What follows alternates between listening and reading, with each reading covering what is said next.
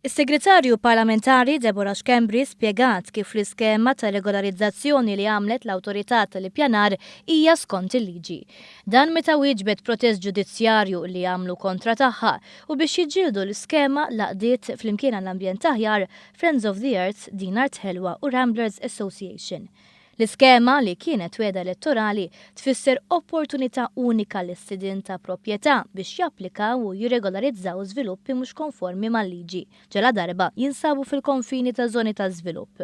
Dan biex jissolvew problemi li għal snin twal tħallew taħt it-tapit u li kienu qed ifissru pis għall-familji meta jiġu biex jibjaw djarhom. Fil-kontroprotest Schembri qalet li bil-liġi seta' tiddeċiedi favur amnestija. Iżda, mhux talli dan ma sarx, anzi talli kull talba hija suġġetta għal skrutinju, fejn hemm każi li t-talba se tkun irrifjutata. Dan kontrarju għal dak li sar f'perjodi oħra fi żmien ta' Gvern Nazzjonalista. Deborah Schembri fakret li l-applikazzjonijiet se jinstemaw quddiem kummissjoni li l-proċeduri tagħha se jkunu miftuħin għal pubbliku u mhux deċiżi fil-moħbi kif allegaw l-naqdiet ambjentali.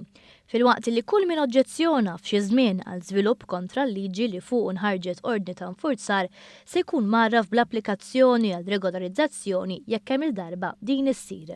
Fuq kollox jgħid il-kontroprotest, kull persuna li ġiet affettwata minn xi deċiżjoni għandha dejjem id-dritt li tikkontesta.